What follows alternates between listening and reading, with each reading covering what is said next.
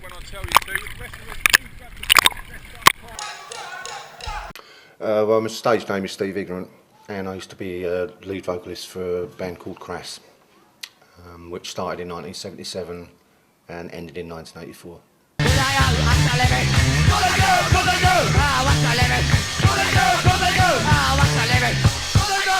In 2007, me and my missus moved to Norfolk. So we discovered this place where we are now, which is called Sea Palling. It's on the Norfolk coast. And we'd been living here about 6 weeks, and one of the guys who used to be a coxswain on the lifeboat worked in the local pub, and we were talking one night and he was saying, you should come down to the lifeboat, you know, we need new members. And I was like, no. And I was resisting because I thought it was going to be like the fire brigade where you have to stand to attention, you know, sort of do a parade thing. They took me out in the boat and threw me overboard and picked me up again and all this stuff, and I sort of saw what they did and I got interested and I thought, well, I'll just give it a go. Right, let's go. You take anyone at face value, or I do. And Steve came along and he was very hesitant. I think I may have been one of the first ones to say to him, you know, perhaps you ought to have a go. And oh, I'm not doing that. And then eventually he popped in and had a look round, and then a few weeks later he said, well, we'll go. I'll have a go on the boat and what have you. And he's an absolutely natural member of the crew. The boat we're using today is a new boat that we had made for us, and the reason we had to buy a new boat was because the previous one unfortunately met with an accident down at Haysborough. It crashed into an obstacle in the water, totally ripped it apart. It was a lot of money, it emptied our purse basically. Okay, she's on. It's a traditional thing that every rescue boat, or you know, it's like launching a ship, has to be blessed. And the Bishop of Thetford came down, took the service in the church, and then sat in the boat, which was really funny, with our local vicar Phil, and it was being driven backwards up so they're sitting there in this boat. It was really strange, and we all had to walk behind it. Took the boat down onto the beach. He sprinkled holy water on it and me, and I actually flinched back. In case it sizzled. And then we launched it, and it was officially, you know, we were out from that point on. The way it works here is that it's a volunteer, you know, it's totally voluntary. None of us get paid for it. What got me involved to start with was I was actually doing some work in the lifeboat shed for a contractor who was doing sea defence work, and so I had to be let into the shed and had a look round, and the cox at the time just asked me if I wanted to be involved, and I thought, well, give it a go and see what happens. So I got involved then, and we started practicing, and I got even more involved when I was asked to become coxswain. So it was a matter of chance, I suppose, and me saying, well, yeah, let's have a go at that, and not been one to turn down anything, and 22 years later I'm still there. I always imagined that you know, a bit like the fire service, you know, that lifeboats would be sort of like a big boys' adventure. Yep. I think there's a little bit of that element, but it's certainly not something that just men do. There's 4 women on the crew, so I think there's 4 women and 8 men. So it just means we have to work a bit harder at keeping them in shape, but that's all. It looks glamorous, but certainly to me, and I think to the rest of the crew, you know, the whole thing. It isn't about, you know, it's not glamorous, because if you do get a shout, then it's terrifying, because you don't know what you're going into.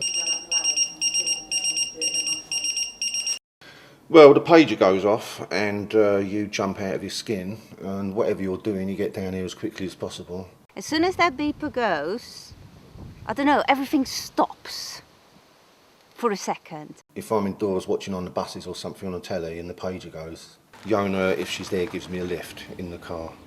And off we go. And we don't really talk at all. We just drive, tum tum tum, and there we are in front of the lifeboat. All right, see you later. Love you. Love you too. See you later. When Yona drops me off at the bottom, I always kiss her and tell her that I love her. And I just run up here. As soon as the pages go off, you get a rush of adrenaline.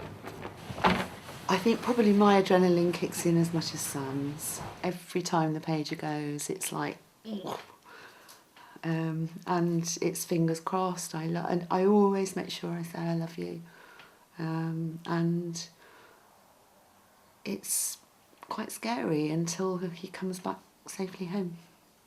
There's no point really to think about it or to worry about it or to worry about things that haven't happened yet.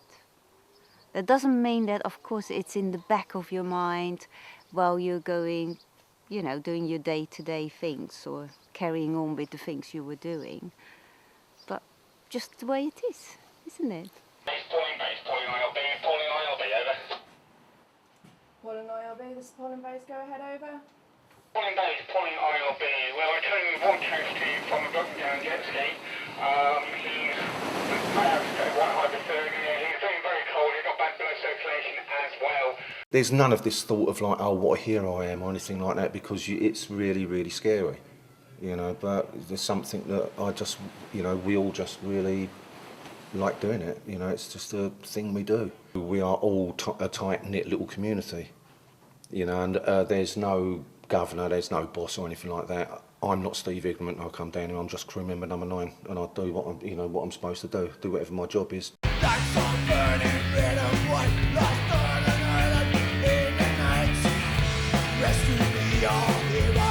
What gave you the idea of getting the crew down to Shepherd's Bush? Well, partly it was to prove to people that this thing did exist and that I wasn't just bullshitting on Facebook. And also I wanted the people here, I wanted the crew to see what I did when I'm not, you know, just down here. And I just wanted them to get, you know, I just thought, you know, these people, I'm a relative newcomer, you know, I've only been on this thing for like 5 years. Some of them been here, you know, been doing this for like 25 years, you know, like Sam. And I just thought it's about time these people, you know, on behalf of anybody who's involved in the search and rescue thing, should get a little bit of glory, you know, and just, you know what, well done, you know. Never ever experienced anything like that in my life. I mean, I say thanks to Stephen, the owner, for doing it on behalf of the lifeboat, but it was scary, exciting, everything all rolled into one, to be honest. Well, the night we went to Shepherd's Bush, I was not too sure. And so Steve said, when Steve said this was going to happen, I said, right, I want a rider on this. And the rider is that we'll have real ale at the venue. Not a problem, not a problem. And so we got there, and there was no real ale in sight.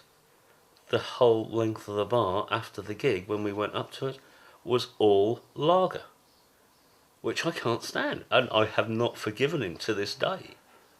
But to actually go out on stage with being called out and lined up in front of them, and then seeing 2,500 people, or however many it was, just jumping up and down, you think, oh, he's quite popular, isn't he? It was good, but it was also scary. Yeah, no, it was a brilliant experience. You can't put it into words, actually. To be part of an independent organisation, Sea Pauline Lifeboat, to actually, yeah, you can't put it into words. And as soon as you get, let's say, 2,500 punk rockers actually stand up and just cheer you, and you know it's for you, it is a very surreal feeling. But to actually do it just for a relatively small charity that we are, was quite an incredible feeling. It's remarkable how people think of lifeboat people, whether they be RNLI or like ourselves, independent. You know, they have a respect for you, which is great. It makes you feel quite humble, because you are not doing anything out of the ordinary as far as I'm concerned. You know, I'm going to see something I'm able to do, so therefore I'll do it. And luckily, I'm in the position, and have been in the position, where you can make a difference to somebody's life. Yeah, when it's like, because it's when it's a rough sea, and I'm a bit nervous about going out there, you know, and they've got their sort of hard, brave faces on, and it's like, no, you'll be all right, and out you go, and it's like really choppy and all this. And it was made a nice change for me to see them a little bit nervous. And a couple of them said to me, I'd rather be out on the North Sea than be on this bloody stage, mate. And I was like, oh no, now you know how I feel, mate. Well, the way that, Crass and the other alternative punk bands, if I can put it that way, or the DIY crew, it was a community-spirited thing. You'd go to a gig and the audience would be the security, the audience would be the cleaners, the audience would be the roadies, so it was all hands together. So there's a similarity there between this. Plus, we're not a part of the RNLI at all. We're totally separate from that. We're independent, which means the only money we get is from donations. Hello. If you ain't got your tickets, tough, because I'm starting a raffle. Ladies and gentlemen, this is the weekly. Do you mind while I'm doing this spot here? Sorry, Steve, I forgot you was performing. This is the Seaport and Independent Lifeboat meat raffle, and I would like to get someone, TJ, to pull the first ticket.